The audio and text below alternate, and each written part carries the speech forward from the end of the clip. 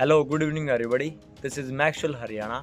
और आज की हमारी वीडियो का फोकस होने वाला है द महाकुंभ 2025 फरवरी यानी आज से 26 फरवरी तक जो भरने वाला महाकुंभ है उससे रिलेटेड सारे फैक्ट्स कवर करते हैं। भाई ठंड तो बहुत हो रही है पर क्या करें, जाना पड़ेगा। 144 साल बाद शुभ अवसर आया है। तो चलिए शुरुआत करते हैं आज की इस ऐतिहासिक वीडियो को, जिसमें हम जानेंगे क्या है महाकुंभ, महाकुंभ में होने वाले स्नान का महत्व, प्रयागराज में कैसे पहुंचे, कहां पे घूमे, map of Mahakumbh and lot of things about it. अगर आप न्यू सब्सक्राइबर हैं तो हमारे चैनल को सब्सक्राइब जरूर करें for the further notifications and keep enjoying the moment.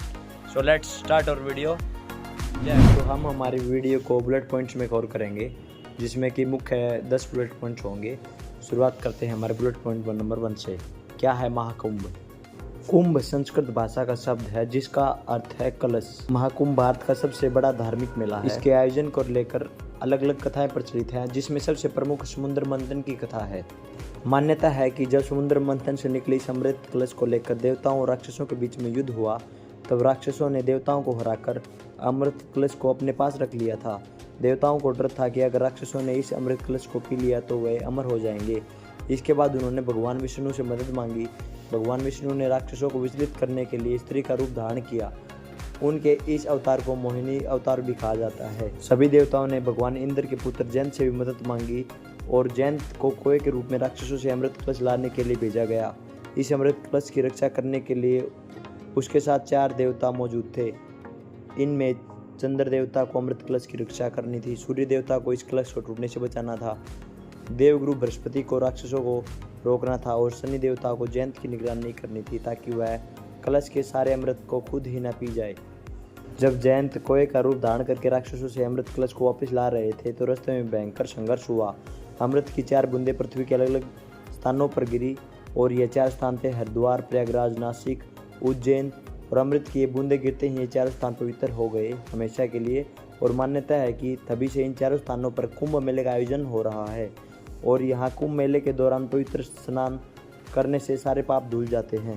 Point 1 में हमने समझा कि क्या है महाकुंभ, इसका शाब्दिक अर्थ, प्रचलित कथाएं। पॉइंट 2 में हम समझेंगे कुंभ की अवधि के बारे में, अर्ध कुंभ, पूर्ण कुंभ और महाकुंभ के बीच में क्या अंतर है। कुंभ 4 प्रकार के होते हैं: कुंभ, अर्ध कुंभ, पूर्ण कुंभ और महाकुंभ। इनमें कुंभ का आयोजन प्रत्येक 3 वर्ष में होता है, अर्ध कुंभ का 6 वर्ष में और एक पूर्ण कुंभ का 12 वर्ष में। और महाकुंभ का आयोजन 144 वर्ष के अंतर होता है, जब 12 वर्ष के 12 साइकिल्स कंप्लीट हो जाते हैं। तो इसलिए अब की बार इसका महत्व आप जान गए होंगे कि कितना महत्वपूर्ण है। अच्छा, एक बात और होती है कि हर 12 साल के अंतराल पे कुंभ मनाने का क्या कारण है। पुराने ग्रंथों में कहा जाता है कि देवताओं के 12 दिनों का अर्थ है मानव के 12 साल, इसलिए हर 12 वर्ष में 3 साल के अंतराल पर 4 स्थानों पर कुंभ मेले का आयोजन किया जाता है। तो इन द पॉइंट 2 हमने समझा कि कुंभ के अवधि रिलेटेड कंसेप्ट क्या, इनमें डिफरेंस है भाई कुंभ में, अर्ध कुंभ में, महाकुंभ के अंदर। अभी हम पॉइंट 3 की तरफ बढ़ते हैं। स्नान से रिलेटेड काफ़ी क्यूरियस रहते हैं कि सबसे पहले स्नान कौन करता है, स्नान का महत्व, स्नान की प्रमुख तिथियाँ सभी शेयर करते हैं।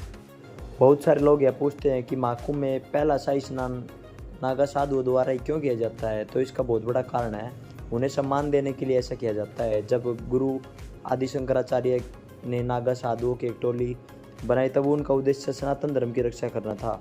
उस समय नागा साधु सनातन संस्कृति के सबसे बड़े रक्षक थे, जिसके कारण उन्हें कुंभ मेले में सबसे पहले स्नान करने का अधिकार और सम्मान दिया जाता है। और यही परंपरा पहले से चली आ रही है और अभी भी परंपरागत रूप से चली जा रही है आगे। और नागा साधुओं को सनातन धर्म का योद्धा सन्यासी भी कहा जाता है।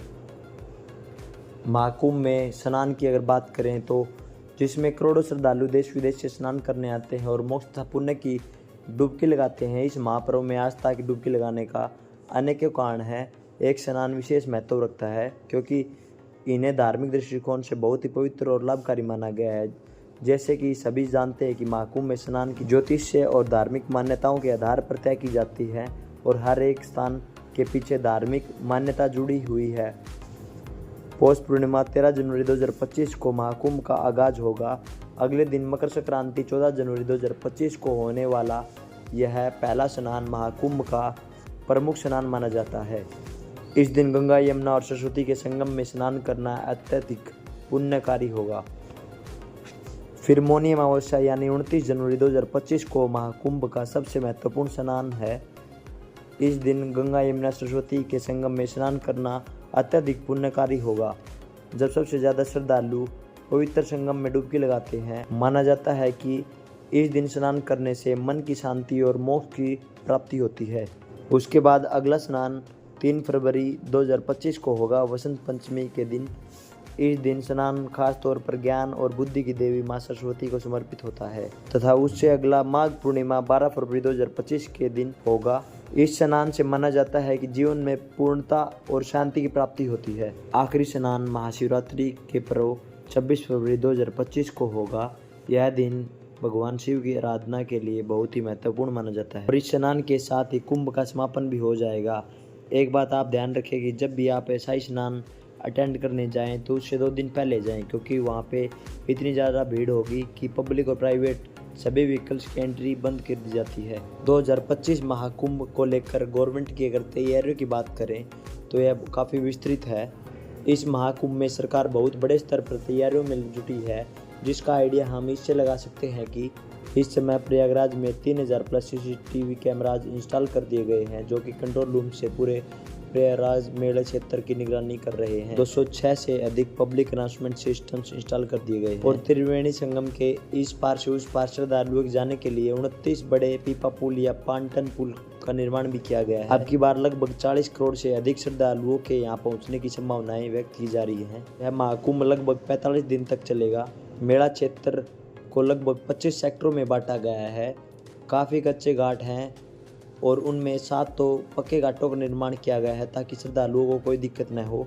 कुंभ मेले का क्षेत्रफल 3200 हेक्टेयर से 4000 हेक्टेयर किया गया है। कथावाचकों के लिए बड़े बड़े पंडालों का निर्माण, श्रद्धालुओं के लिए खाने पीने सोने की व्यवस्थाएं भी की गई हैं तथा सभी की सुरक्षा के लिए 22,000 से अधिक पुलिस कर्मचारियों की तैनाती की गई है। यहाँ पर पहुँचने के लिए लगभग 3000 से ज़्यादा स्पेशल ट्रेन का शुभारंभ ओनली महाकुंभ के लिए किया गया है और 13,000 ट्रेनें भी चलाई गई हैं अलग अलग राज्यों से, जो श्रद्धालुओं को महाकुंभ प्रयागराज तक पहुंचाएंगी। 7,000 से अधिक रोडवेज बसों तथा 500 से अधिक शटल बसों का भी संचालन किया गया है।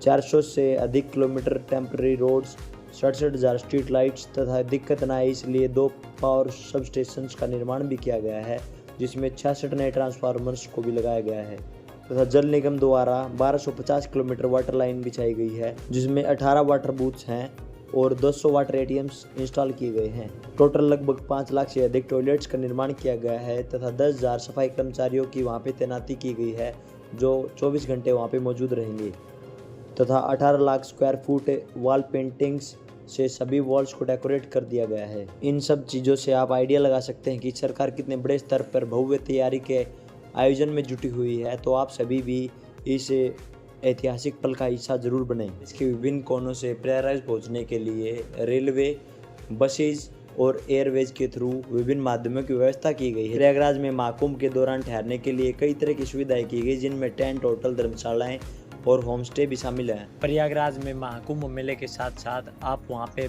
लगभग स्थानीय 10-12 प्रमुख केंद्र है, जहाँ पे आप घूम सकते हैं और आध्यात्मिक बल का आनंद अनुभव कर सकते हैं। So we covered a lot of valuable things in this video with all of you guys. If you enjoyed the video, do like, share and subscribe our channel and be connected with us for the quality updates. Actual Haryana, Jai Hind, Jai Bharat, Jai Babagi, Jai Mahakumbh.